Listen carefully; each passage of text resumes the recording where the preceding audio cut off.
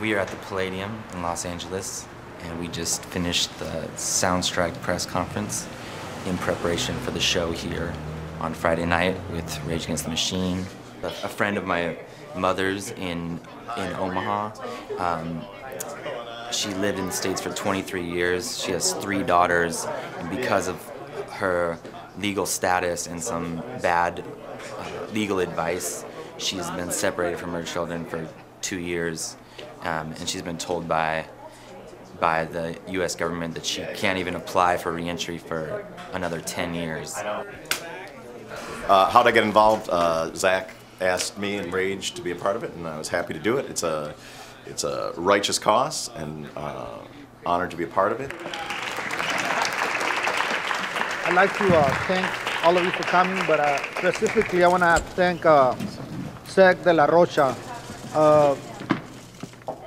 Before anybody else was there in Arizona, he was there marching with us, and you know, one of the things that attracted us to invite him was that we heard some of his songs, and one of the songs said, "This is for the people of the sun.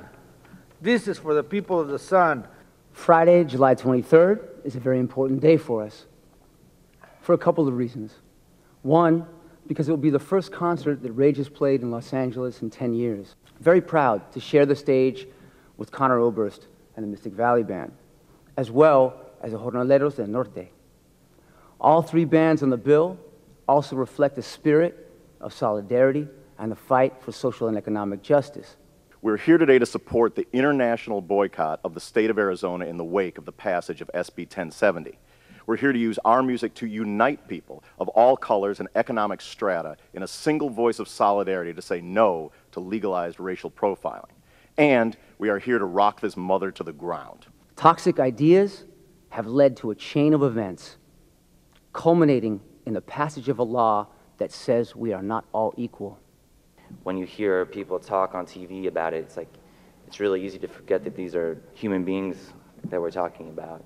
In my visits, I was repeatedly in awe of the stories I heard that all centered around one man, Maricopa County Sheriff Joe Arpaio. A sheriff that does not want to merely detain immigrants, he wants to humiliate them and cause them pain and suffering, and then parade them in prison chain gangs for photo ops. A sheriff who, under the guise of saving money, has housed detainees in tents in the extreme heat of the desert of Arizona. And then we heard the story of Alma Minerva Chacon, who during what should have been one of the most precious moments of her life was forced to give birth to her daughter handcuffed and chained to a gurney in a scene from periods of history I thought had long been gone. There's one other thing that we need to do, and I'm going to call on everybody to do this. We need to educate the public. I'm sure that every single one of us, the food that we ate today, was picked by an undocumented worker.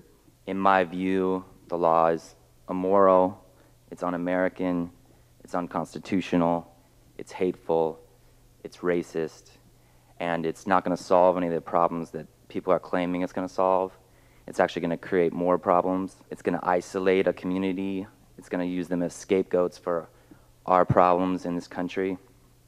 It's going to literally divide families, and it's going to breed distrust between the law enforcement and the communities. This is not a Latino issue or an immigrant issue.